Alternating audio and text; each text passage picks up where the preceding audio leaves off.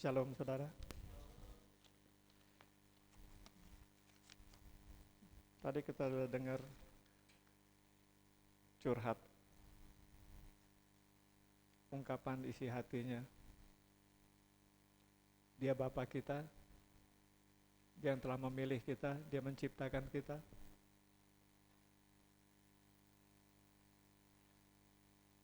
Betapa rindunya Dia selalu dekat kepada kita. Kita ini semua adalah proyeknya Tuhan. Ya. Proyeknya Tuhan yang indah, yang dirancang supaya suatu hari kita berkumpul bersama-sama dengan Dia. Tapi dalam setiap proyek itu ada kelayakan. Apapun yang mau datang kepada Dia harus menjadi layak. Apapun yang mendekat kepada Dia harus layak.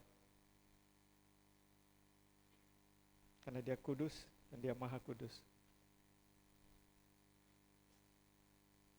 Rancangannya indah bagi kita. Dan Dia tidak mau satu orang pun terhilang. Dia mau semua dimenangkan. Dia mau semua dipermuliakan. Dia mau semua menjadi ahli waris daripada suatu kerajaan yang tidak bisa digoncangkan, dari suatu kerajaan yang kekal. Bukan kamu yang memilih aku, tapi aku yang memilih kamu. Kita semua terpilih. Tapi berapa banyak melihat itu sebagai sesuatu yang berharga? Dia punya rancangan yang besar bagi kita. Durasinya kekal. Apa yang ada di dunia ini sementara. Semuanya akan lenyap. Tapi apa yang akan diwariskan kepada kita itu kekal. Tidak akan lenyap selama-lamanya. Bersama Dia dalam kemuliaannya.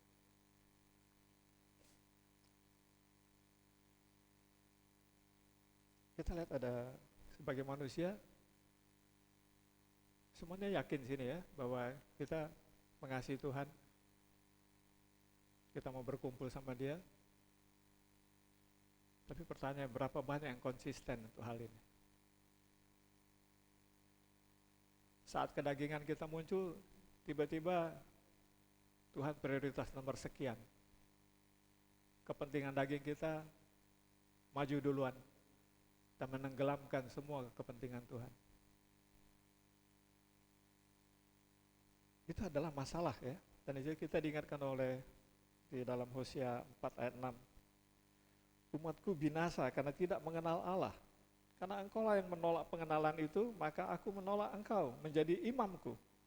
Dan karena engkau melupakan pengajaran Allahmu, maka aku juga akan melupakan anak-anakmu.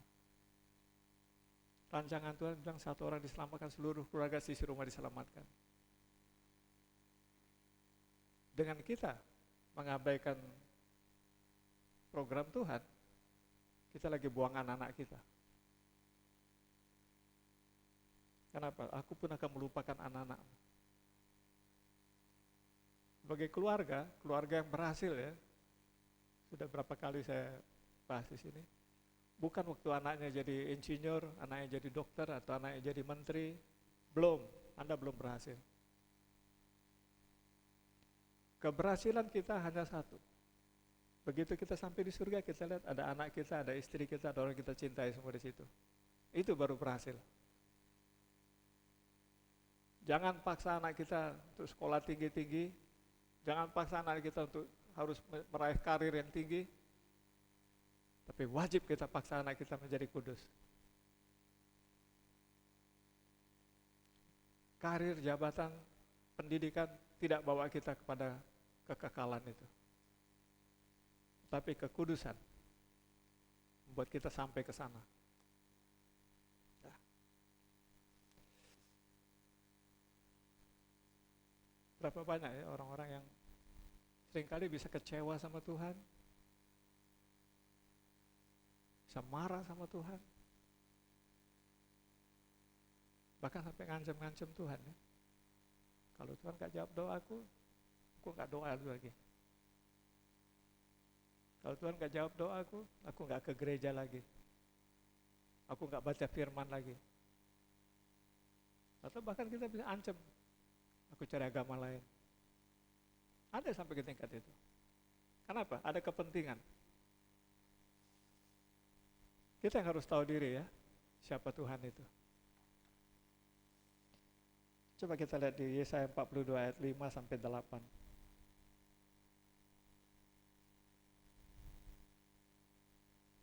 Yesaya 42 ayat 5 sampai 8.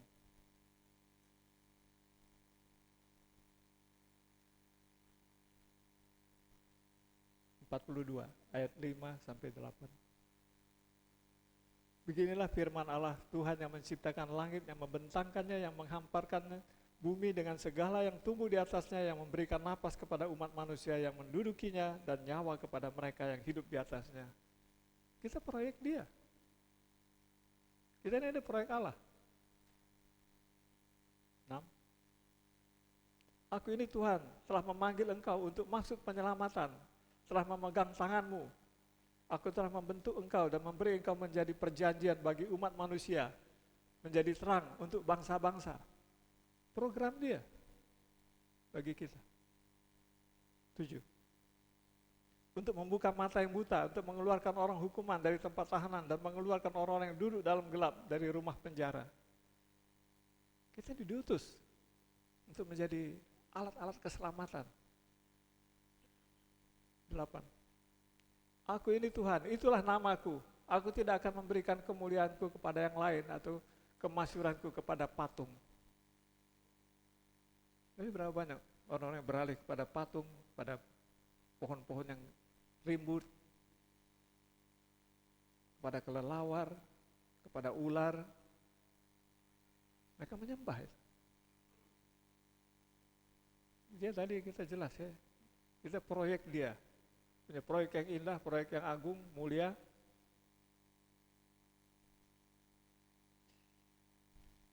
Kita lihat Yeremia 29 ayat 11. Ini sudah berulang-ulang, saya semua sudah hafal ini.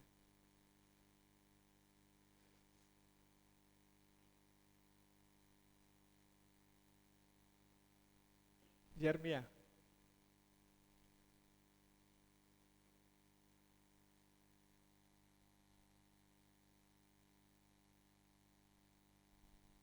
Sebab aku ini mengetahui rancangan-rancangan apa yang ada padaku mengenai kamu.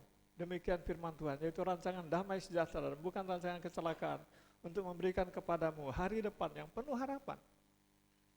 Dan tadi dalam curhatnya dia singgung itu. Jangan menjauh daripada aku, melekat padaku. Aku tuntun kamu ke situ. Aku bawa rancanganku ini sungguh-sungguh ada. Aku persiapkan itu untuk kamu. Yeremia 32 ayat 39.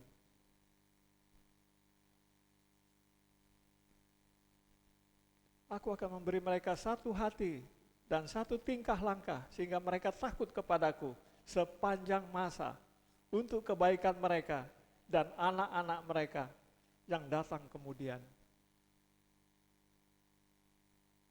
Dia menyiapkan sesuatu sehingga mereka takut katanya. Tapi berapa banyak di antara kita nggak takut kepada Tuhan?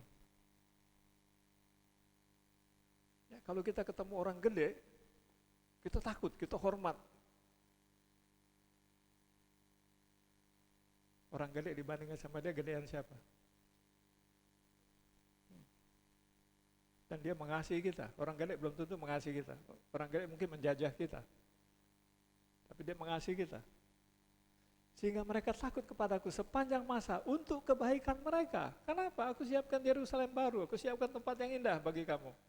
Aku siapkan kemuliaan, aku siapkan warisan bagi kamu. 40. Aku akan mengikat perjanjian kekal dengan mereka, bahwa aku tidak akan membelakangi mereka, melainkan akan berbuat baik kepada mereka. Aku akan menaruh takut kepadaku ke dalam hati mereka, supaya mereka jangan menjauh daripada aku. Sesuai gak dengan permintaannya tadi? Jangan menjauh. Kalau kita dekat sama gembala, serigala nggak bisa dekat. Musuh nggak bisa dekat. Karena gembala kita pasti akan menghalau mereka. Yesaya 8 ayat 13.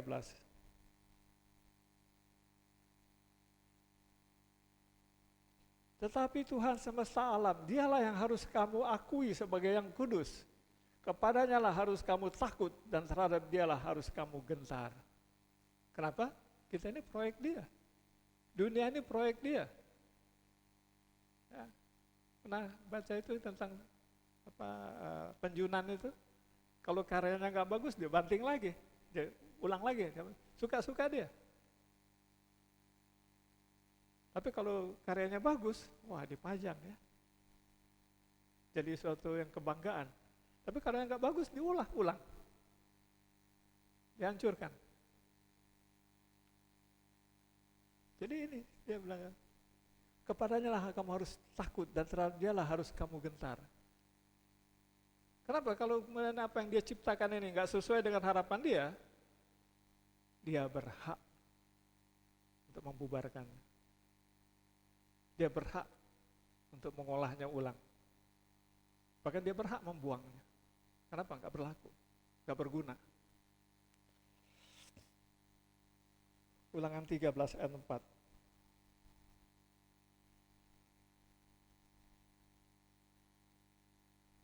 Ulangan 13 ayat 4. Tuhan Allahmu harus kamu ikuti. Kamu harus takut akan dia. Kamu harus berpegang pada perintahnya. Suaranya harus kamu dengarkan.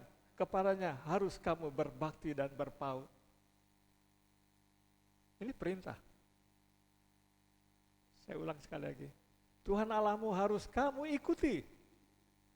Karena dia gembala. Kamu harus takut akan dia. Kamu harus berpegang pada perintahnya. Suaranya harus kamu dengarkan.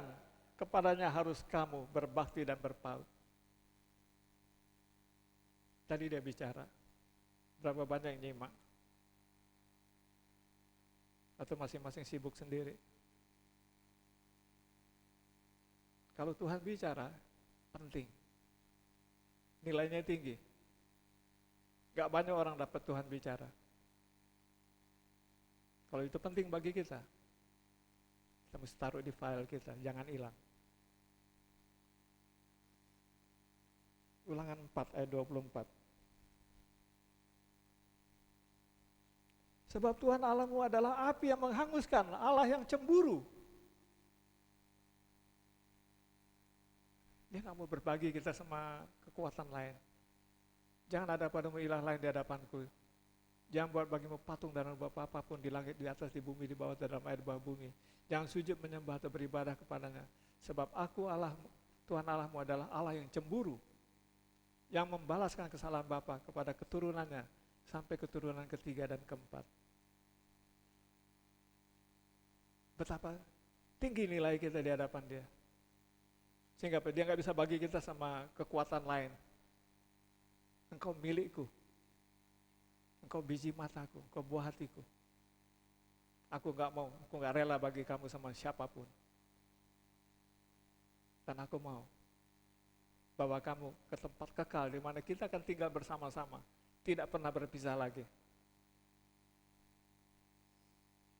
Ulangan 9 ayat 3. Maka ketahuilah pada hari ini bahwa Tuhan Allahmu, dialah yang berjalan di depanmu, laksana api yang menghanguskan. Dia akan memunahkan mereka dan dia akan menundukkan mereka di hadapanmu. Demikianlah engkau akan menghalau dan membinasakan mereka dengan segera seperti yang dijanjikan kepadamu oleh Tuhan. Tadi dia bicara ini enggak? Kamu akan masuk peperangan. Jangan takut. Kenapa? Bukan kita akan berperang. Tapi Allah kita akan berperang. Dan dia bilang jangan takut. Aku ada bersama-samamu. Melekat padaku. Fokus padaku. Mazmur 23, saya yakin ini semua sudah tahu kan? Semuanya dari ayat 1. Tuhan adalah gembalaku, tak akan kekurangan aku. Terus 2, Ia membarikan aku di padang yang berumput hijau, Ia membimbing aku ke air yang tenang. Artinya damai enggak ya? Damai kan? Program dia untuk kedamaian. 3, Ia menyegarkan jiwaku, Ia menuntun aku di jalan yang benar oleh karena namanya. Berapa banyak sekarang jiwanya lagi kusut, capek, begitu banyak persoalan. Jangan menjauh, begitu kamu dekat sama dia, dia akan menenangkan jiwa kita, menyegarkan jiwa kita. Dia obatnya, gak ada obat lain. Jangan menjauh, dekat aja. Tiba-tiba damai, kita bisa memuji, tiba-tiba kita bisa sukacita, kita bisa menari. Nah, orang lagi kusut, suntuk kan gak bisa menari, gak bisa nyanyi. Tiba-tiba dia rubah segala duka cita kita menjadi tarian. 4, sekalipun aku berjalan dalam lembah kelam, aku tidak takut bahaya, sebab Engkau besertaku. Gadamu dan tongkatmu itulah yang menghibur aku. Gak ada, selama kita ada di dunia ini, kita ada di dalam lembah kelam. Tapi yang mengamankan kita adalah tongkat dan gadanya. Yang mengamankan kita adalah kedekatan kita sama dia. Jangan menjauh. 5, Engkau menyediakan hidangan bagiku di hadapan lawanku. Orang boleh susah cari makan, orang boleh embargo kita, tapi Tuhan ada sumber berkat kita. Ini berkaitan juga dengan akhir zaman nanti. Kamu gak bisa beli, gak bisa apa-apa, gak usah pusing. Orang gue dapet sumber berkatnya kok. Orang cari berkatnya, tapi kita ketemu sumbernya. Terus mana yang lebih kaya? Nah, orang pakai emas, dia udah bangga. Tapi kalau kita punya tambang emas gimana? Siapa yang lebih kaya? Betul. 6, kebajikan dan kemurahan belaka akan mengikuti aku seumur hidupku, dan aku akan diam dalam rumah Tuhan sepanjang masa. Kebajikan dan kemurahan itu nikmat gak? Dan itu katanya sepanjang umur hidup kita. Maka itu jangan keluar, jangan jauh-jauh dari dia, melekat terus. Dia gak pernah bohong. Kalau firman-Nya bilang begini, ya dan amin. Kita boleh makan nasi sama garam, tapi sukacita. Ya. Ada orang makan ini, aduh kolesterol, makan, aduh saya darah tinggi, aduh gini. Semua nggak boleh, tapi nikmat depan dia. Kita nasi sama garam, tapi haleluya. Semua anak sehat-sehat.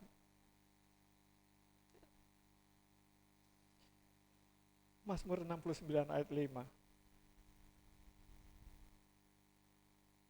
Ya Allah, Engkau mengetahui kebodohanku, kesalahan-kesalahanku tidak tersembunyi bagimu. Jadi orang yang paling bodoh itu kalau orang pikir dia bisa tipu Tuhan. Kalau Tuhan bilang jangan, jangan. Anda nggak bisa lari, ketangkep. Kayak saya pernah ketangkep. Kalau di lampu merah di lapangan golf, saya nggak tahu di situ ada kamera. Merah, saya liwat. Atau dikirim foto ke rumah, foto mobil saya lengkap itu. Karena apes 500.000. Kita pikir nggak ada yang lihat ya. Curangnya kameranya dari belakang begitu kan. Kalau dari depan kita tahu, itu dari belakang. Di fotonya dari belakang. Telak banget foto mobil kita. Udah ngaku dosa aja deh. Tapi 500.000 kan. Nah, apalagi Tuhan, kameranya Tuhan ini nggak ada yang bisa tipu, nggak ada yang bisa bohong. Mau lari kemana? Kalau lari ke langit, aku di sana. Kalau lari ke dunia orang mati, aku di sana.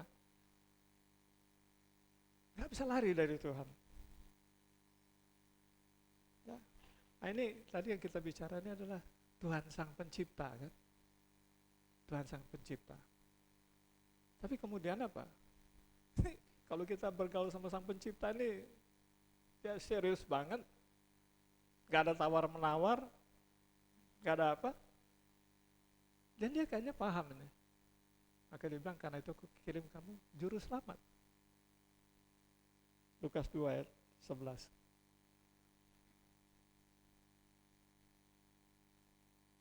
Hari ini telah lahir bagimu juru selamat, yaitu Kristus Tuhan di kota Daud. Tadi kan sembah dan puji Yesus. Itu juru selamat kita. Juru selamat kita. Melalui dia kita diselamatkan. Kalau kita harus bergaul sama yang pencipta itu, gak bisa bikin salah, sekecil apapun gak bisa bikin salah. Ketangkep.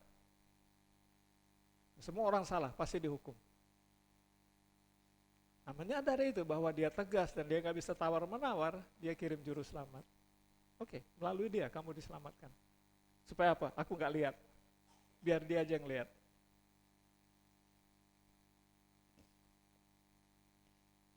Ya. Yohanes 6 ayat 44.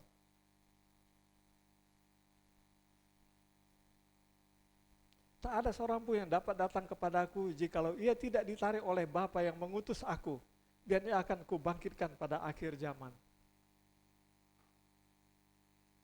Jadi nggak ada orang bisa datang kepada Yesus kalau si Bapa tidak kirim Roh Kudus dan mempertemukan kita sama Yesus. Ya, kita ingat ya, waktu Abraham mau mencari anak untuk jodoh untuk Ishak, itu kan Eliezer yang pergi. Eliezer mewakili Roh Kudus. Roh Kudus adalah utusan Abraham, dia cari, dapat calon istri, dia bawa, dan itu nanti jadi jodohnya. Nah kita juga, bukan kamu yang memilih aku, tapi aku memilih kamu. Bapak kirim Roh Kudus. Roh Kudus proses kita untuk percaya, dan kemudian kita akan disandingkan sama Yesus. Siapa disandingkan sama Yesus, amanlah dia. Ayat 65.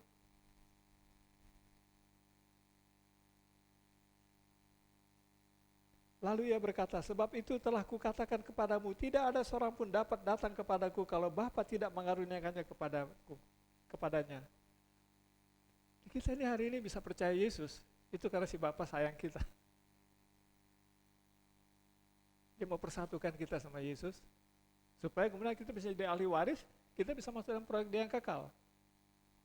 Kenapa? Kalau kita sendiri mesti datang tanpa di proses perkawinan ini, ribet. Standarnya tinggi banget. Gak mungkin, gak ada satu orang pun yang bisa mampu memenuhi standar itu. Matius 10 ayat 28.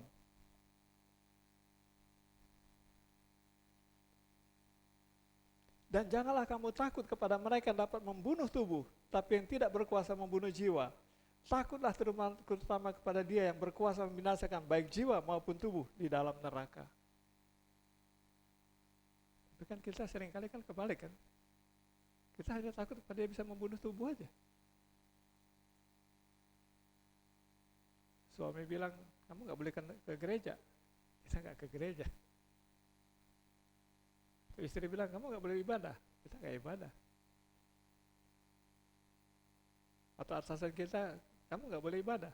Kita gak ibadah. Kita lebih takut kepada dia.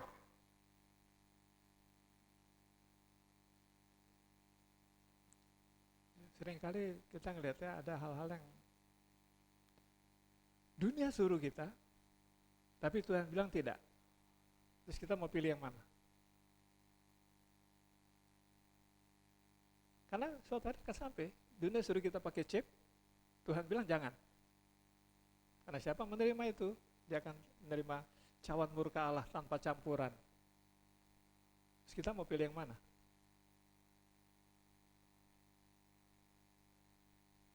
Kita saat ini diperhadapkan kedua pilihan. Mau berpihak pada kubu surga, atau mau menjalani keinginan daging kita. Itu pilihan. Dan Tuhan gak pernah maksa. Dia bilang, silahkan pilih. Nah, kalau kita sampai kepada situasi kayak gini, apa kata Amsal? Kita lihat di Amsal 2 ayat 3 sampai 5. Ya, jika engkau berseru kepada pengertian dan menunjukkan suaramu kepada kepandaian. 4. Jikalau engkau mencari seperti mencari perak dan mengejarnya seperti mengejar harta terpendam. Terus, maka engkau akan memperoleh pengertian tentang takut akan Tuhan dan mendapat pengenalan akan Allah. Sungguh-sungguh mencarinya. Kenapa? Kalau kita nggak sungguh-sungguhnya, khawatir nanti kita, Tuhan kan nggak kelihatan. Kita jadi nggak takut. Kita jadi nggak takut. Oh, masih lama, karena saya masih muda. Saya belum bau tanah. Ya, masih boleh bikin dosa, masih bikin ini, masih boleh begini, masih boleh begono. Waspada. Maut datang seperti pencuri. Berapa banyak di antara kita ya, yang umur-umur kita sekarang ini tiba-tiba udah nggak ada. Bersyukurlah kalau kita masih ada, kita masih dapat kesempatan untuk cuci jubah. Kalau kita udah dipanggil, finish. Tinggal masuk penghakiman aja. Nggak ada kesempatan untuk pengampunan atau apa. Nah, mumpung sekarang kita masih hidup, usahakanlah agar kita diampuni. Usahakan agar kita nggak kecatat, nggak kena surat tilang. Usahakan agar supaya kita baik di mata Tuhan. Supaya kita layak masuk dalam program Dia, dan kita layak menerima semua janji-janjinya. Ya. Kita lihat ya beda antara Bapa Pencipta dan Juru Selamat ya. Coba kita lihat di Bilangan 16 ayat 20. Lalu berfirmanlah Tuhan kepada Musa dan Harun. 21. Pisahkanlah dirimu dari tengah-tengah umat ini supaya kuhancurkan mereka dalam sekejap mata. Hambanya disuruh nyingkir. Kenapa? Ini orang-orang ini nggak beresnya, aku hancurin. Itu dia Bapak yang punya proyek untuk bawa kita ke surga. Dia bilang, Musa, nyingkir. Itu orang-orang brengsek, orang nggak berguna, aku hancurkan. 31. Baru saja ia selesai mengucapkan segala perkataan itu, maka terbelahlah tanah yang di bawah mereka. Terus 32. Dan bumi membuka mulutnya dan menelan mereka dengan sisi rumahnya dan dengan semua orang yang ada pada Korah dan dengan segala harta miliknya. Ini Korah ini adalah orang yang menentang Tuhan. Yang boleh jadi imam itu harus keturunan Lewi. Nah, ada orang-orang yang keturunan Harun. Ya, dia Lewi keturunan Harun. Nah, ini ada orang-orang Lewi yang kepengen jadi imam. Tapi mereka bukan keturunan Harun. Dan mereka ngotot minta sama ini. Tersinggung Tuhan. Korah dan seluruh keluarganya tanah terbuka. Masuk nyemplung ke dalam. Kemudian yang 250 orang lagi yang ikut Korah, semuanya, kalau kita lihat sini 33, demikianlah mereka dengan semua orang yang ada pada mereka turun hidup-hidup ke dunia orang mati dan bumi menutup mereka sehingga mereka binasa dari tengah-tengah jemaah. 35. Lagi keluarlah api berasal daripada Tuhan, lalu memakan habis 250 orang yang mempersembahkan ukupan. Ini imam-imam yang tidak layak. Dia orang Lewi, tapi bukan keturunan Harun. Betapa tegasnya ini ya. Pernah nggak kita alami hari ini kayak gini? Pernah nggak fenomena di dunia, tiba-tiba api turun dari langit, hantam satu gereja, atau hantam satu kelompok itu? Gak ada. Kenapa? Semuanya sudah diserahkan kepada Juru Selamat. Bapak bilang, aku cuci tangan. Udah, ini urusan sama Juru Selamat. Juru Selamat itu penuh kasih. Tapi kalau aku tegas, aku mengasihi ya. Tapi kalau aku harus binasakan, aku binasakan. Maka kita bersyukur kita punya Juru Selamat. Ya, kita lihat di Lukas 9 ayat 53. Ini Juru Selamat ini ya. Tetapi orang-orang Samaria itu tidak mau menerima dia karena perjalanannya menuju Yerusalem. Terus, 4. Ketika dua muridnya yaitu Yakobus dan Yohanes melihat hal itu, mereka berkata, Tuhan, apakah Engkau mau supaya kami menyuruh api turun dari langit untuk membinasakan mereka? Ini permintaan murid. Dia tahu ini bisa, ini mungkin. Karena dia percaya Yesus itu Tuhan. Terus 55. Akan tetapi ia berpaling dan menegur mereka. Nah di sini ada nggak di sini versi King James? Coba ayat itu versi King James.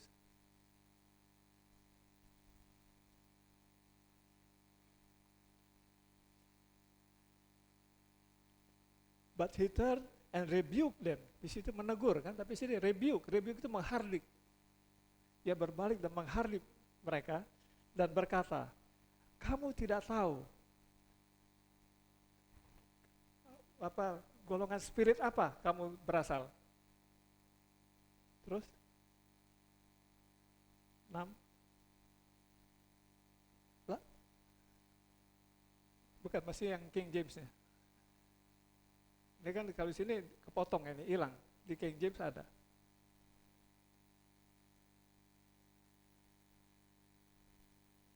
Yang versi King James-nya. Tadi yang 55. Terus sambungannya.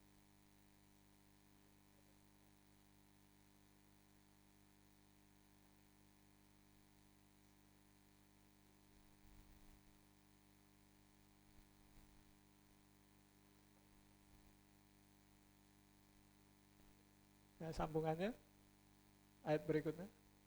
Sambungannya. Nah, ini.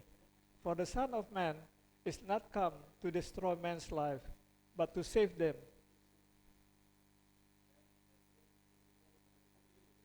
Ya, ini hilang dari Alkitab kita.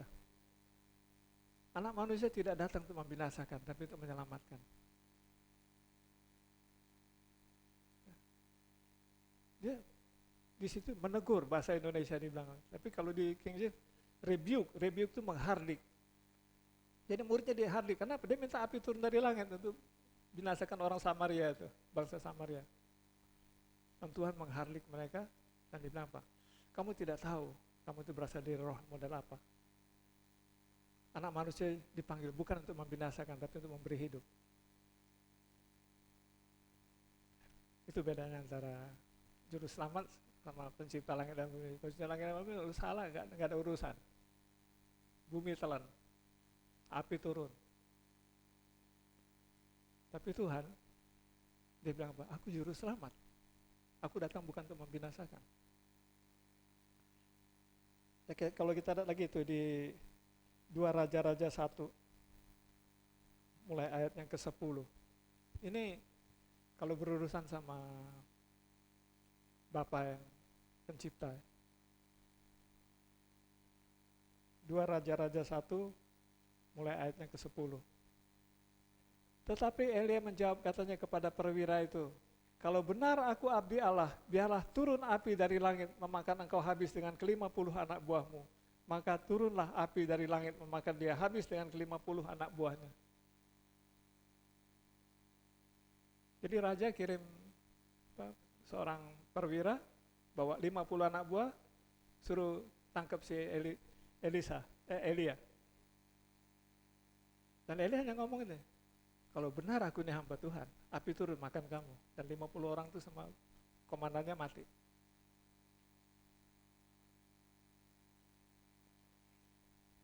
Terus 11.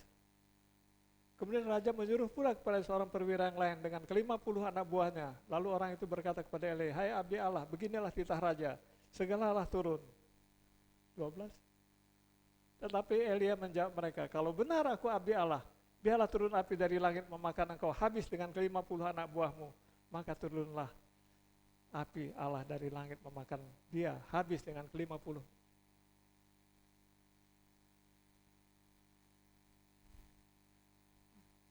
Kebayang nggak kalau misalnya ada orang demo depan sini suruh bubarin gereja ini, terus Pak Ferdi keluar dari itu. Kalau aku memang utusan Tuhan, turun api dari langit.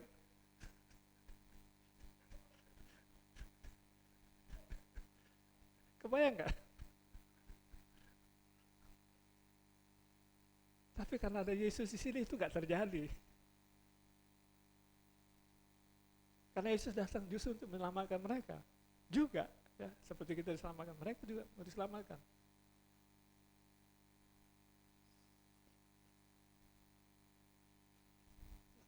Terus gini nih, apa itu takut akan Allah? Ya, kita ada di Amsal 8 ayat 13. Ini hari ini nggak khotbah ya, kita baca firman dan kita belajar sama-sama dalam hadirat Tuhan, dan hadirat Tuhan aja memberi kita pengertian.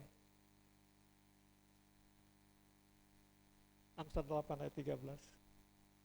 Takut akan Tuhan ialah membenci kejahatan, aku benci kepada kesombongan, kecongkakan, tingkah laku yang jahat, dan mulut penuh tipu muslihat. Jadi kalau orang takut akan Tuhan, karakter ini akan muncul dalam dirinya. Kenapa? Semua itu adalah larangan Tuhan. Karena dia takut, dia tidak berani melanggar larangan itu. Kalau kita bukan penjahat, kita nggak takut polisi ya. Tapi setiap penjahat kalau lihat polisi pasti menyingkir. Kenapa? Ada pelanggaran. Nah, selama kita nggak melanggar, nggak usah takut. Dan dia sudah kasih tahu nih poin-poin apa yang jangan dilanggar. Nah, kalau kita bisa memelihara poin-poin itu, nggak usah takut. Dia maha baik, dia mengasihi kita, dia gembalakan kita, dia siapin masa depan bagi kita. Jadi orang yang takut, itu orang yang pasti bikin kesalahan. Kita ada di Ayub 28 ayat 28.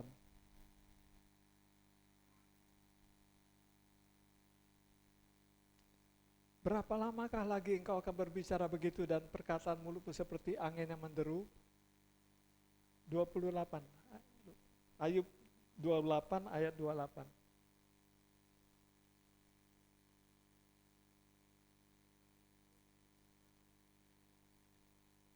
Tetapi kepada manusia ia berfirman, sesungguhnya takut akan Tuhan itulah hikmat, dan menjauhi kejahatan itulah akal budi. Ya. Takut akan Tuhan itu hikmat. Hikmat itu adalah Allah sendiri. Dan menjauhi kejahatan itu akal budi. Ya. Orang yang punya akal budi yang baik gak akan bikin kejahatan. Maka itu kita di sekolah kan ada pendidikan budi pekerti kan. Nah, itu yang dinilai akhlak kita, yang dinilai apa, karakter kita. Mazmur 111 ayat 10.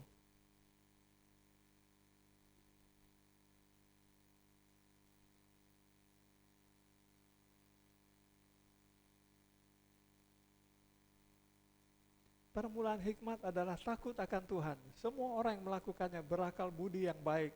Puji-pujian kepadanya tetap untuk selama-lamanya. Kenapa? Permulaan hikmat adalah takut akan Tuhan. Karena hikmat adalah kebenaran. Dan kebenaran itu memerdekakan kita.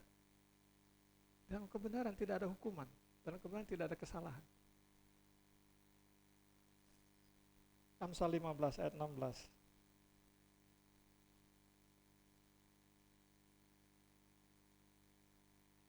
Lebih baik sedikit barang dengan disertai takut akan Tuhan daripada banyak harta dengan disertai kecemasan. Kenapa? Ada kecemasan? Jangan-jangan harta saya akan dus KPK. Gak bisa tidur. Kenapa? Punya mobil banyak, punya apa banyak. Tapi ini ketahuan gak ya? Ketahuan gak ya? Ada damai gak gitu? Nah, jadi lebih baik sedikit barang dengan disertai takut akan Tuhan. Karena takut akan Tuhan kita nggak akan nyolong. Karena takut akan Tuhan kita nggak akan korupsi. Karena takut akan Tuhan kita nggak akan melakukan kejahatan. Yesaya 33 ayat 6.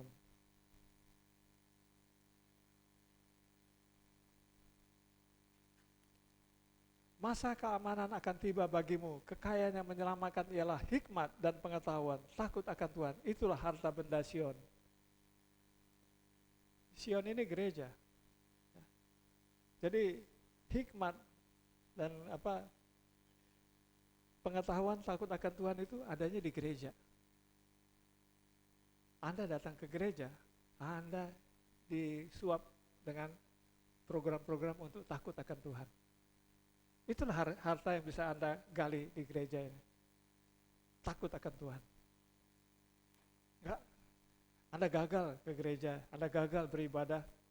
Kalau Anda datang sini ibadah nyanyi-nyanyi, haleluya, nari-nari, keluar enggak takut Tuhan. Tapi kalau Anda datang ke sini, Anda keluar, hatimu takut kepada Tuhan, respect, hormat kepada Tuhan, Anda berhasil. Dan itu dapatnya di gereja, karena di gereja terus Anda diingatkan, Anda diingatkan. Gak bosan gereja mengingatkan. Amsal 14 ayat 27.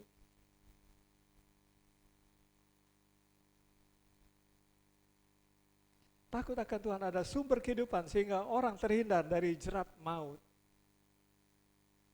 Jadi begitu kita takut akan Tuhan, kita akan taat pada peraturan-peraturan. Yang jangan ya kita jangan. Dan kemudian kita akan lepas dari jerat maut. Kenapa? Kita lihat di Roma 6 ayat 23.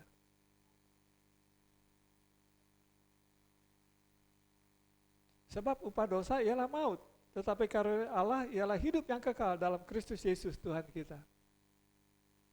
Takut akan Tuhan bikin kita nggak berdosa. Kita dilepaskan daripada maut itu. Kenapa? Upah dosa adalah maut. 2 Korintus 7 ayat 1.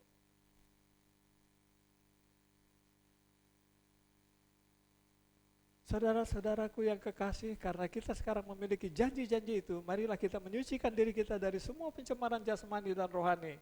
Dengan demikian menyempurnakan kekudusan kita dalam takut akan Tuhan. Ternyata takut akan Tuhan itu akan bikin kekudusan kita jadi sempurna. Ya. Saya berharap takut akan Tuhan itu menjadi budaya di gereja ini. Kenapa? Gereja ini akan berhasil kalau setiap jemaatnya jadi kudus.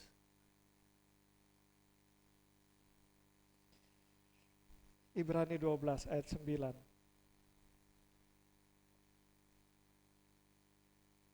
Selanjutnya, dari ayah kita yang sebenarnya kita beroleh ganjaran.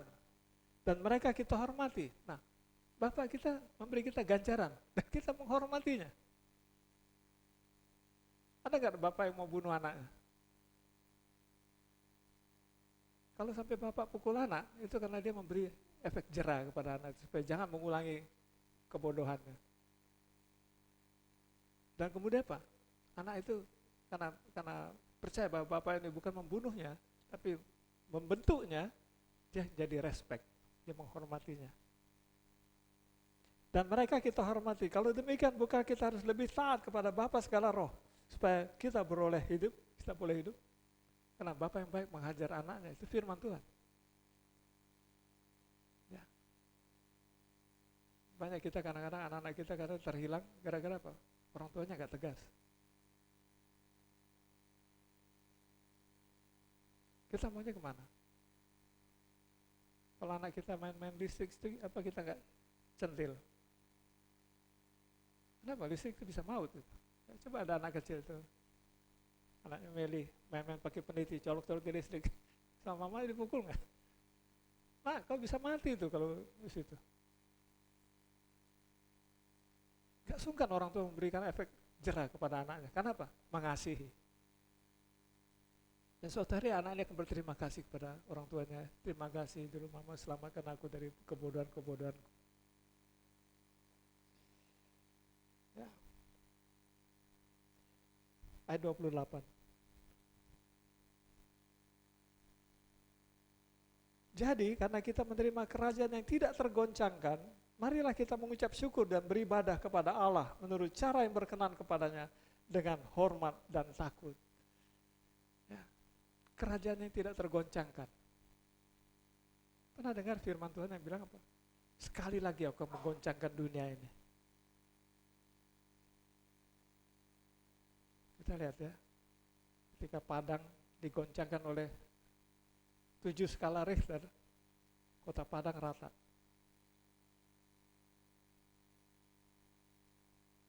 Tuhan bilang, aku akan menggoncangkan dunia. Tapi Kita adalah ahli waris dari kerajaan yang tidak bisa digoncangkan. Dunia bergoncang, kita goncang nggak? Mazmur 91, kamu hanya menonton saja. Kamu hanya menonton saja. Kita lihat di mana-mana bencana alam, tanah longsor, di mana-mana. Cepat atau lambat, menurut BMKG di sekitar Pulau Jawa ini ada lempengan yang setiap saat bisa bergerak. Nah kalau itu lempengan itu bergerak, kota Jakarta, sekitarnya bisa rata. Karena lempengan itu cukup serius. Saya rasa mungkin ini Pak, informasi yang diambil Pak Jokowi untuk pindah ibu kota. Kenapa? Kalau benar Jakarta rata, haleluya, ibu kota udah pindah. Saya rasa itu, mungkin masukan yang diterima oleh Pak Jokowi mungkin dari BMKG. Ada potensi Pak, ada potensi. Nah dia kan membangun infrastruktur. Apa guna dia bangun di kota Jakarta ini kalau kemudian peristiwa itu terjadi, rata semua habis. Ini langkah hikmat. Dengan penuh keberanian dia pindah ibu kota. Kalau itu terjadi, ibu kota aman. Infrastruktur terpelihara. Berdoa untuk pemimpin-pemimpin seperti ini yang mendapat hikmat dari Tuhan.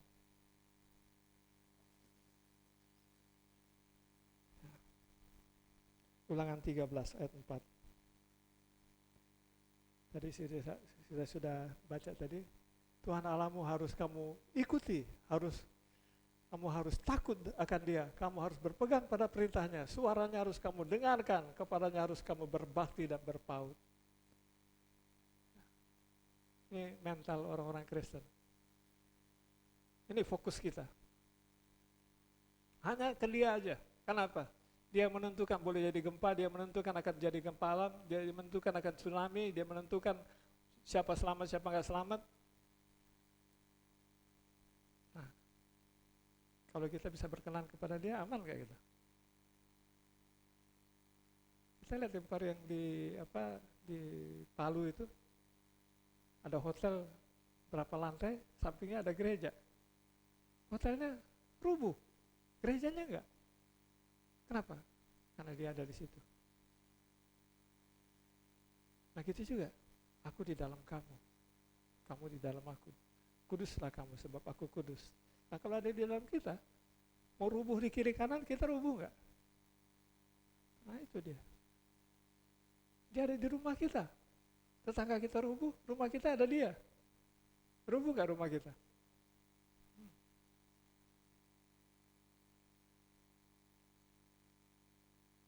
Kita ada dalam mobil, Dia ada di dalam kita. Mobil itu mau celaka, selamat nggak mobil itu? Orang-orang yang ikut mobil itu semuanya selamat gara-gara kita.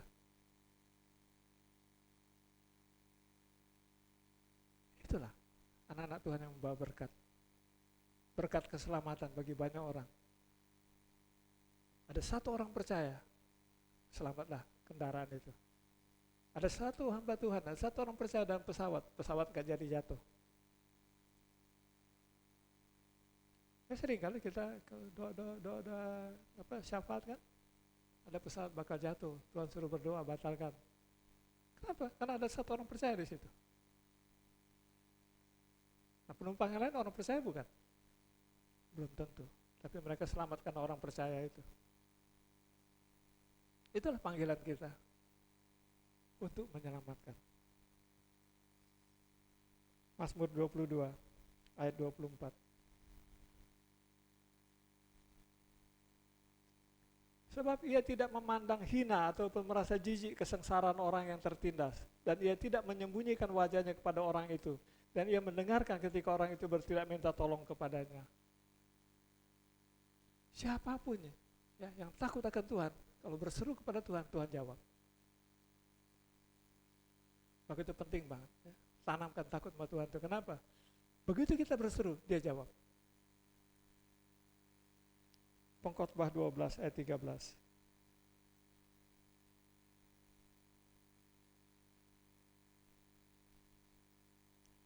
Akhir kata dari segala yang didengar ialah takutlah akan Allah dan berpeganglah kepada perintah-perintahnya, karena ini adalah kewajiban setiap orang. Jadi takut akan Allah itu kewajiban. Jangan jadi orang Kristen kalau nggak takut kepada Allah. Kewajiban, firman yang bilang. 1 Petrus 2 ayat 17.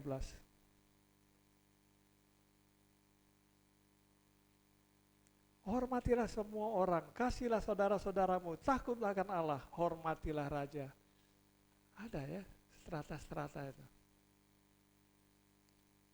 Sesamamu seperti dirimu sendiri, kasihlah Tuhan Allahmu dengan segenap hatimu, dan raja adalah pejabat yang diangkat oleh Tuhan. Kita wajib menghormatinya.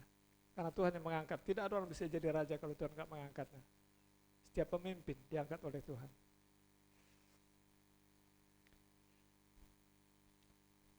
Sekarang gini nih, terus untuk apa sih kita mesti takut sama Tuhan? Kita lihat di Keluaran 20 ayat 20.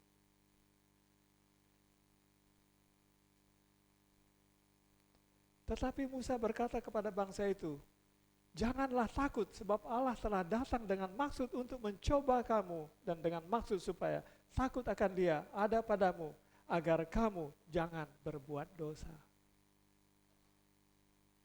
Kenapa takut akan Allah itu penting? Supaya kita tidak berdosa. Kenapa? Di dalam takut akan Allah, kita menaati larangan-larangan. Dan siapapun yang melanggar larangan, dia berdosa. 2 Tawarikh 19, mulai ayat 6.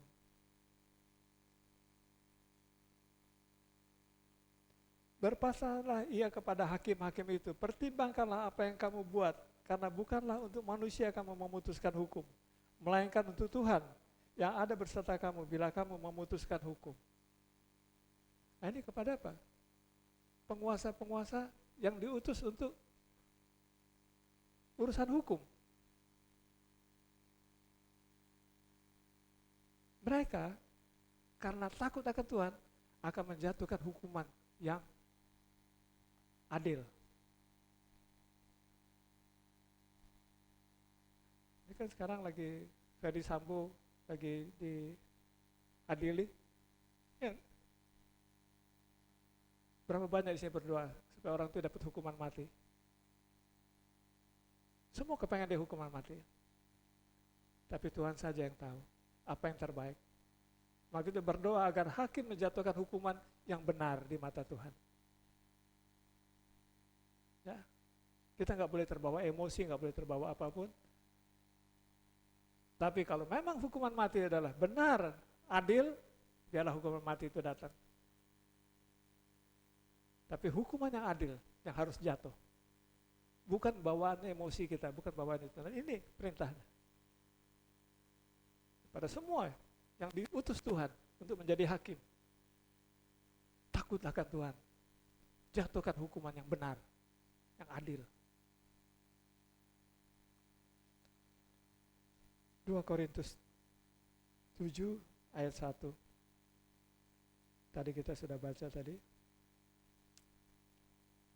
Saudara-saudara kekasih, karena kita akan memiliki janji-janji, mari kita menyucikan diri kita dari semua pencemaran jasmani dan rohani, dan dengan demikian menyempurnakan kekudusan kita dalam takut akan Tuhan.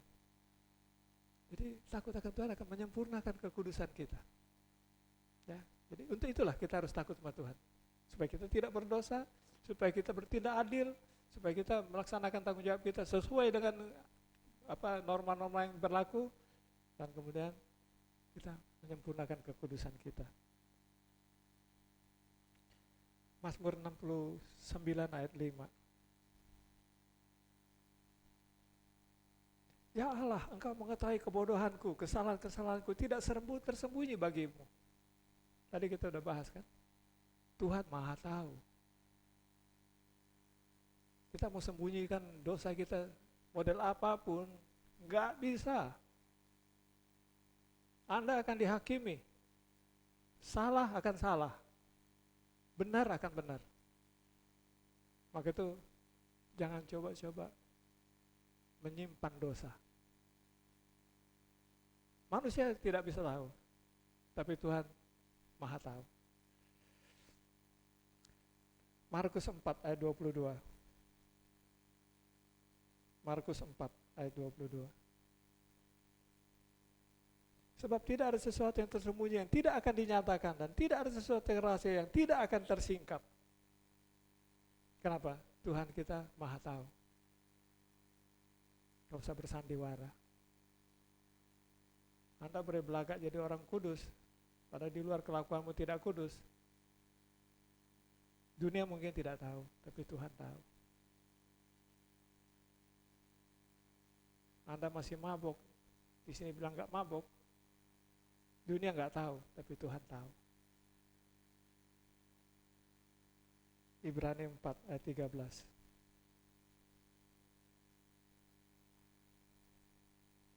Dan tidak ada suatu makhluk pun yang tersembunyi di hadapannya, sebab segala sesuatu telanjang dan terbuka di hadapan mata Dia, yang kepadanya kita harus memberikan pertanggungan jawab. Suatu hari kita bertanggung jawab, nggak ada yang bisa disembunyikan. Yang salah tetap salah, yang benar akan benar, dibenarkan.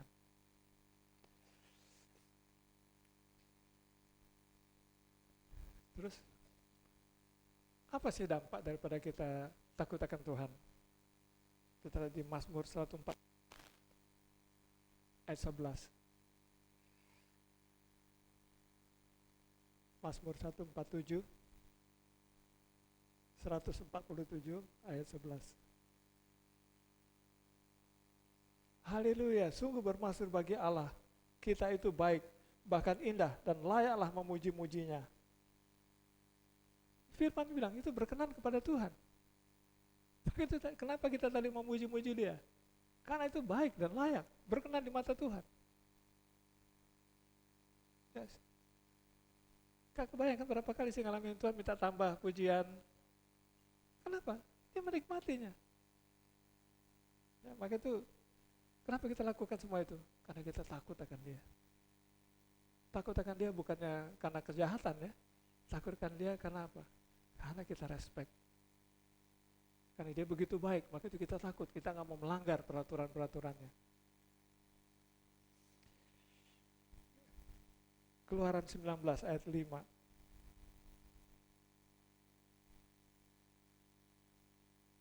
Keluaran 19 ayat 5. Keluaran 19.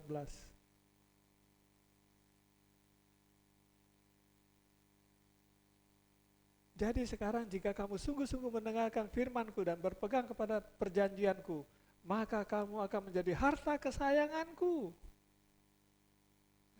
Semuanya mau sih? Harta kesayangan Tuhan.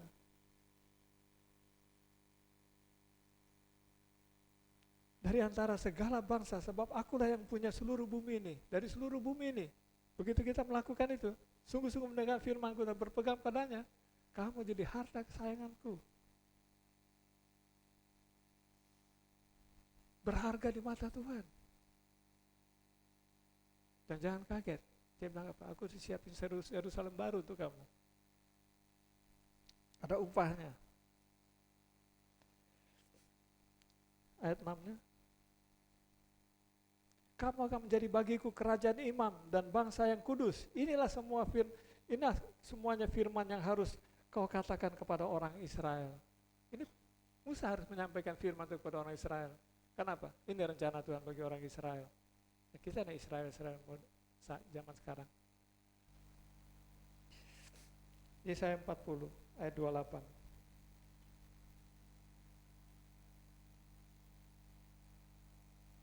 Tidakkah kau tahu dan tidak kau dengar, Tuhan ialah Allah kekal yang menciptakan bumi dari ujung ke ujung. Ia tidak menjadi lelah dan tidak menjadi lesu, tidak terduga pengertiannya. 29. Dia memberi kekuatan kepada yang lelah dan menambah semangat kepada yang setia berdaya, kepada yang tiada berdaya. 30. Orang-orang muda menjadi lelah dan lesu dan taruna-taruna jatuh tersandung. 31. Tetapi orang-orang yang menantikan Tuhan mendapat kekuatan baru. Mereka seumpama raja wali yang naik terbang dengan kekuatan. Sayapnya mereka berlari dan tidak menjadi lesu, mereka berjalan tidak menjadi lelah. Berapa banyak sini udah mulai suntuk. Capek ini urusan ekonomi, capek urusan rumah tangga, capek urusan Banyak urusan ya, persahabatan itu bisa jadi urusan. Tapi janji bilang, mereka berlari dan tidak menjadi lesu, mereka berjalan tidak menjadi lelah. Enggak ada persoalan apapun bisa kita bikin kita capek, kita tetap bersemangat, kita tetap dikuatkan, kita tetap fokus untuk meraih kekudusan kita. Enggak ada yang bisa menghalangi itu. Ya kadang-kadang di situ kesibukan kita membuat kita nggak bisa menjadi kudus. Ya, gara-gara kesibukan itu porsi itu kekudusan berkurang. Itu karena kita lesu-lesu. Tapi kalau kita nggak lesu-lesu, kita bisa selesaikan masalah kita masih tetap punya kekuatan untuk menguduskan diri kita. Kita nggak suntuk. Ya.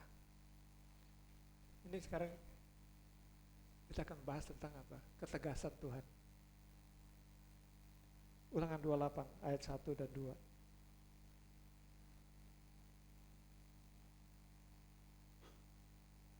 Jika engkau baik-baik mendengarkan suara Tuhan Allahmu dan melakukan dengan setia segala perintahnya yang kusampaikan kepadamu pada hari ini, maka Tuhan Allahmu akan mengangkat engkau di atas segala bangsa di bumi.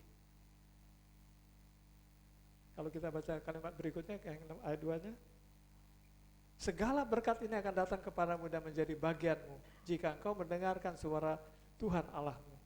Ini janji berkat. Siapa mendengar suara Tuhan akan diberkati. Dan kalau kita baca selanjutnya itu janji berkatnya indah-indah. Kau akan jadi kepala bukan ekor, segala macam. Bersatu musuh datang dipukul mundur, sakit penyakit tidak mencapai engkau. Semua itu janji berkat. Tapi kita lihat ayat 15. Tetapi jika engkau tidak mendengar suara Tuhan Allahmu dan tidak melakukan dengan setia segala perintah dan ketetapan yang kusampaikan kepadamu pada hari ini, maka segala kutuk ini akan datang kepadamu dan mencapai engkau.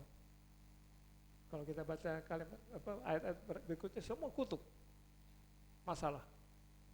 Kenapa? Karena kita tidak taat.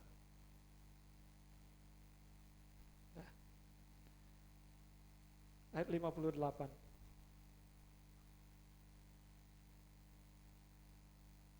Jika engkau tidak melakukan dengan setia segala perkataan hukum Taurat yang tertulis dalam kitab ini, dan engkau tidak takut akan nama yang mulia dan dahsyat ini, yakni akan Tuhan Allahmu, artinya apa? Katanya tidak takut ya kepada Tuhan. 9. Maka Tuhan akan menimpakan pukulan-pukulan ajaib kepadamu dan kepada keturunanmu, yakni pukulan-pukulan yang keras lagi lama dan penyakit-penyakit yang jahat lagi lama. Ini pukul-pukul yang keras lagi lama ini misalnya kita terlilit utang, penyakit-penyakit yang keras lagi lama ini misalnya cuci darah, cancer, apa segala macam itu. Ada yang mau warisin? Siapa tahu ada yang mau. Gampang. Langgar aja peraturan Tuhan. 60. Ia akan mendatangkan pula segala wabah Mesir yang kau takuti kepadamu, sehingga semuanya itu melekat padamu. Yang disebut wabah Mesir ini adalah apa? Segala kekhawatiran kita. Jangan-jangan saya di PHK, benar di PHK. Jangan-jangan saya kena COVID, benar kena COVID. Itu namanya wabah Mesir. Apa yang kau takuti itu datang. Jangan-jangan kau keluar ini celaka, benar celaka. 61. Juga berbagai-bagai penyakit dan pukulan yang tidak tertulis dalam kitab Taurat ini akan ditimbulkan Tuhan menimpa engkau sampai engkau punah. Tinggal ini mau taat atau enggak sih?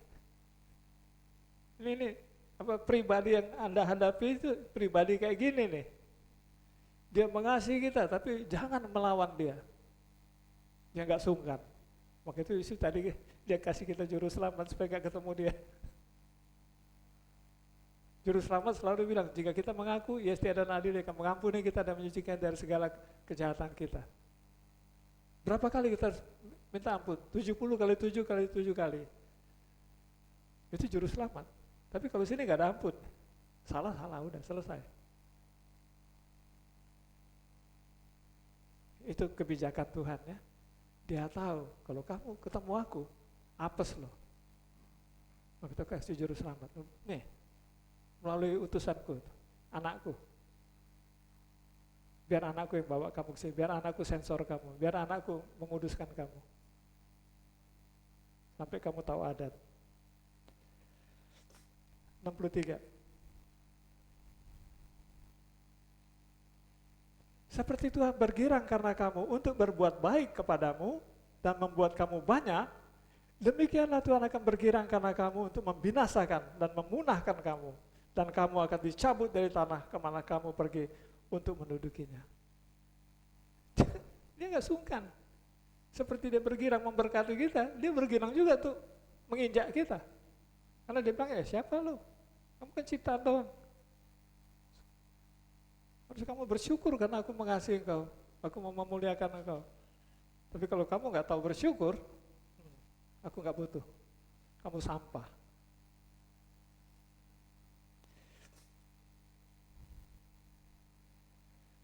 Ulangan 30 ayat 1.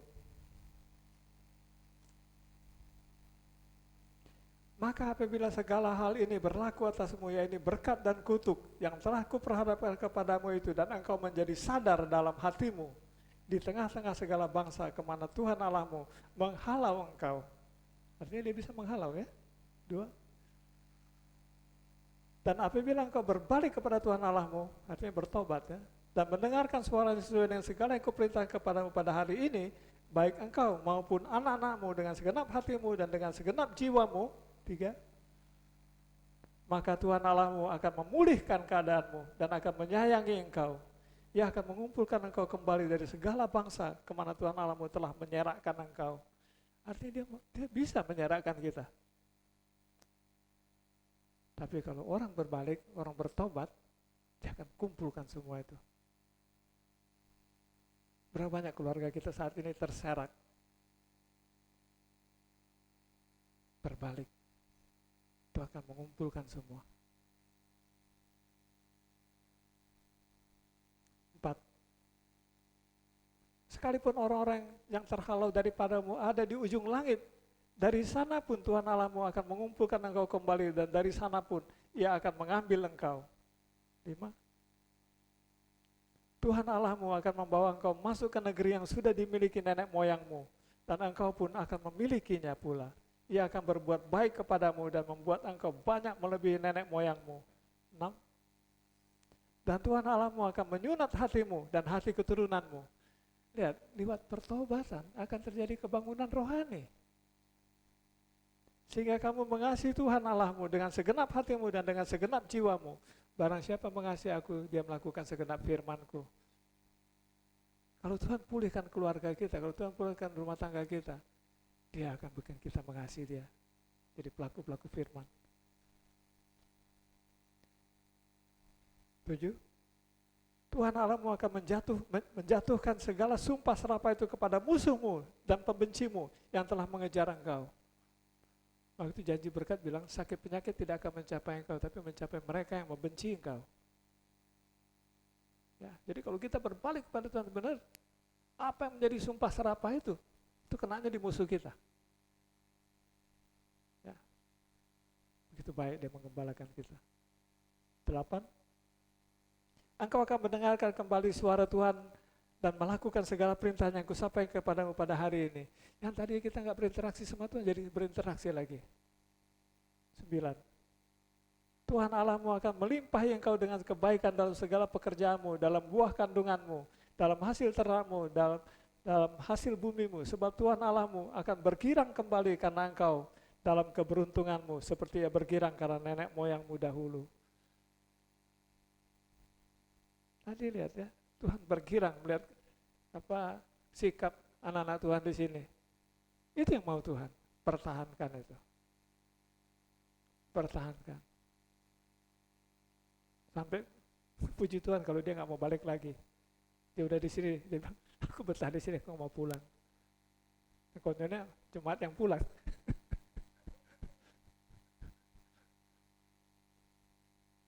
Ini joke aja. Sampai ke tingkat itu ya, kita membangun hubungan sama Tuhan. 10. Apabila engkau mendengarkan suara Tuhan Allahmu dengan berpegang pada perintah dan ketetapan yang tertulis dalam kitab Taurat ini, dan apabila engkau berbalik kepada Tuhan Allahmu dengan segenap hatimu dan dengan segenap jiwamu, program Tuhan yang indah akan terjadi, pemulihan akan terjadi, pembangunan kembali akan terjadi. Semua itu disiapkan Tuhan bagi jemaatnya.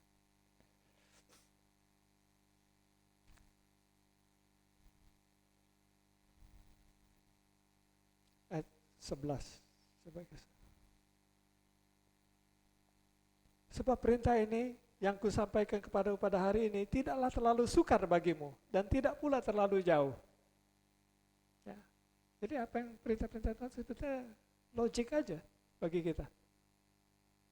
Tapi berapa banyak orang bilang berdoa itu susah, baca firman itu susah, beribadah itu susah. 12. Tidak di langit tempatnya, sehingga engkau berkata, siapakah yang akan naik ke langit untuk mengambilnya bagi kita dan memperdengarkannya kepada kita supaya kita melakukannya. 13. Juga tidak seberang laut tempatnya, sehingga engkau berkata, siapakah yang akan menyeberang ke seberang laut untuk mengambilnya bagi kita dan memperdengarkannya kepada kita supaya kita melakukannya. Tetapi firman ini sangat dekat kepadamu, yaitu di dalam mulutmu dan di dalam hatimu untuk dilakukan. Semua tersedia. Tinggal mau enggak sih? 15. Ingatlah aku menghadapkan kepadamu pada hari ini kehidupan dan keberuntungan, kematian dan kecelakaan, pilihan. 16. Karena pada hari ini aku memerintahkan kepadamu untuk mengasihi Tuhan Allahmu dengan hidup menurut jalan yang ditunjukkannya dan berpegang pada perintah, ketetapan dan peraturannya, supaya engkau hidup dan bertambah banyak dan diberkati oleh Tuhan Allahmu di negeri kemana engkau masuk untuk mendudukinya. Negeri di mana engkau masuk untuk mendudukinya itu mana? Kalau di perjanjian lama, Kanaan. Kalau di kita sekarang, Yerusalem baru. Ya, sebelum masuk Kanaan, mereka nyebrang laut, Sungai Yordan, terbelah. Ketika laut terbelah, Yesus mati. Untuk kita, laut terbelah. Untuk masuk Kanaan, laut terbelah itu rapture. Daging kita yang mesti mati.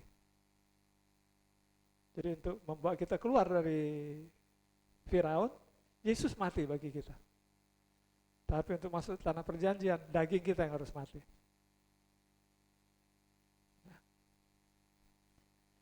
17. Tetapi jika hatimu berpaling dan engkau tidak mau mendengar, bahkan engkau mau disesatkan untuk sujud menyembah kepada Allah lain dan beribadah kepadanya, 18. Maka aku memberitahukan kepadamu pada hari ini, bahwa pastilah kamu akan binasa. Tidak akan lanjut umurmu di tanah kemana engkau pergi menyeberang sungai Yordan untuk mendudukinya. 19. Aku memanggil langit dan bumi menjadi saksi terhadap kamu pada hari ini. Kepadamu kuperhadapkan kehidupan dan kematian, berkat dan kutuk. Pilihlah kehidupan supaya engkau hidup, baik engkau maupun keturunanmu. Terakhir 20. Dengan mengasihi Tuhan Allahmu, mendengarkan suaranya dan berpaut padanya, sebab hal ini berarti hidupmu dan lanjut umurmu untuk tinggal di tanah yang dijanjikan Tuhan dengan sumpah kepada nenek moyangmu, yakni kepada Abraham, Ishak dan Yakub, untuk memberikannya kepada mereka. Tuhan bersumpah menyiapkan Yerusalem baru bagi kita. Kalau kita taat, kita sungguh-sungguh akan sampai ke Yerusalem baru.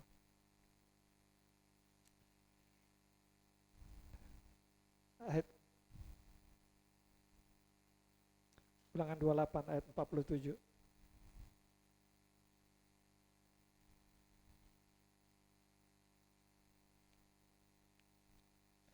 Karena engkau tidak mau menjadi hamba kepada Tuhan Allahmu dengan sukacita dan gembira hati walaupun kelimpan akan segala-galanya, terus,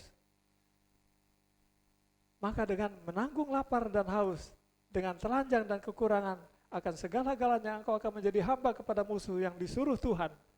Yang disuruh Tuhan melawan engkau, ia akan membebankan kuk besi ke atas tengkukmu sampai engkau dipunahkannya. Ini pilihan, mau melayani Tuhan atau mau berhadapan dengan musuh yang dikirim Tuhan. Pilihan semua. 9. Tuhan akan mendatangkan kepadamu suatu bangsa dari jauh, dari ujung bumi, seperti Raja Wali yang datang menyambar. Suatu bangsa yang bahasa tidak engkau mengerti. 50. Suatu bangsa yang garang mukanya, yang tidak menghiraukan orang tua, dan tidak merasa kasihan kepada anak-anak. 51. Yang akan memakan habis hasil ternakmu dan hasil bumi sampai engkau punah. Yang tidak akan meninggalkan bagimu gandum, air, anggur, atau minyak, ataupun anak lembu sapimu, atau anak kambing dombamu, sampai engkau dibinasakan. Jangan main-main sama dia. Ini bisa terjadi dalam hidup kita. Habis-habisan. 52. Engkau akan diterkam, engkau akan ditekannya di segala tempatmu sampai runtuh tembok-tembokmu yang tinggi dan kubu yang kau percaya itu di seluruh negerimu. Bahkan engkau akan ditekan di dalam segala tempatmu di seluruh negeri yang telah diberikan kepadamu oleh Tuhan Allahmu. 53. Dan engkau akan memakan buah kandunganmu, yakni daging anak-anakmu lelaki dan anak-anakmu perempuan yang diberikan kepadamu oleh Tuhan Allahmu dalam keadaan susah dan sulit yang ditimbulkan musuhmu kepadamu. Ini saking kita kesulitan, kita udah gak sayang anak lagi. Semua jadi beban. Orang-orang yang kita cintai, kita mencintai istri kita rasa istri kita udah mulai merongrong. Kita sayang suami kita suami kita udah gak adil, udah menjadi beban. Situasi jadi berubah dalam rumah kita. Kita jadi sensitif. Itu bisa terjadi kalau Tuhan tidak berserta kita. Saya yakin banyak sedang ngalamin ya. Kita lihat itu ada suami bakar istri, ada istri bakar suami, ada macam-macam persoalan. Ngeri-ngeri kita semua itu. Ini karena apa? Tuhan bilang, aku kirim itu. Karena engkau tidak mau mendengar perintah-perintahku. Kau tidak tunduk kepada perintah-perintahku. Ya. Ulangan 30. Maaf. Ya. 32. Mulai ayat 1. Pasanglah telingamu hai langit, aku mau berbicara, dan baiklah bumi mendengarkan ucapan mulutku. Terus 2. Mudah-mudahan pengajaranku menitik laksana hujan, perkataanku menetes laksana embun, laksana hujan renai ke atas tunas muda, dan laksana dirus hujan ke atas tumbuh-tumbuhan. 3. Sebab nama Tuhan akan kuserukan, berilah hormat kepada Allah kita. 4. Gunung batu yang pekerjaannya sempurna karena segala jalannya adil, Allah yang setia dengan tiada kecurangan, adil dan benar dia. 5.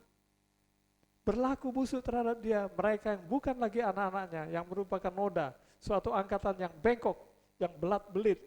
6. Demikianlah engkau mengadakan pembalasan terhadap Tuhan, hai bangsa yang bebal dan tidak bijaksana. Bukankah ia Bapamu yang menciptakan engkau, yang menjadikan dan menegakkan engkau? 7. Ingatlah kepada zaman dahulu kala, perhatikanlah tahun-tahun keturunan yang lalu. Tanyakanlah kepada ayahmu, maka ia memberi ketahukannya kepadamu. Kepada para tua-tuamu, maka mereka mengatakannya kepadamu. Ya, jadi kadang-kadang kita sini yang sudah masuk dalam keluarga-keluarga yang lahir baru, betapa indahnya ya pengalaman lahir baru itu. Begitu kita keluar dari situasi itu, masalah-masalah ini akan muncul. Dan kita bisa bertanya sama orang tua kita, kepada senior-senior kita yang dulu membawa kita lahir baru. Gimana sih nikmatnya lahir baru itu? Kenapa yang kita alami sekarang ini karena kita keluar dari jalur itu, semuanya runyam. Ini kalau kita baca terus dia panjang nih sampai 43. Ini bicara tentang apa? Fakta kehidupan manusia. Begitu manusia taat kepada Tuhan, dia melihat campur tangan Tuhan yang luar biasa, dia melihat perlindungan Tuhan yang luar biasa, dia melihat pemeliharaan Tuhan yang luar biasa. Begitu manusia menentang Tuhan, dia lihat orang musuh yang dikirimkan Tuhan, dia lihat masalah yang dikirim Tuhan, dia lihat segala perkara. Nah, Tuhan bilang apa? Ayo, mau main-main sama aku? Bagi aku gampang. Satu gigimu cenut-cenut aja sepanjang hari. Ya, gak usah digebok, satu aja. Satu saraf tadi dipencet-pencet gini. Kita nggak bisa makan, kita nggak bisa minum, kita jadi marah-marah melulu. Dengar lagu aja kita bisa marah. Lah ya. Tuhan bilang, nah itu baru satu. Belum semua. Nanti di neraka semuanya bereaksi. Ya. Jadi ini ada nasihat di sini ya. Ulangan 32. 45.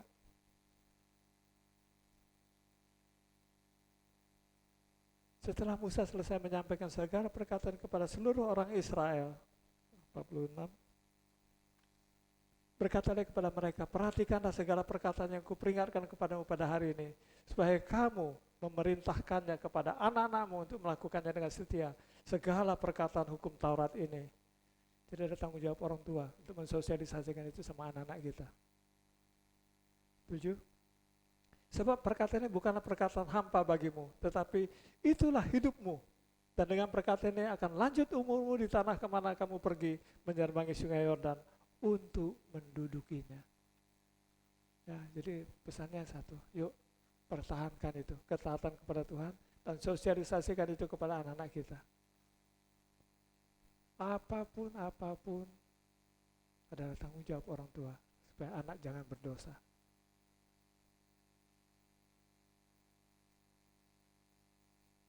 Jangan pernah ada orang tua yang tolerir anaknya bunuh diri.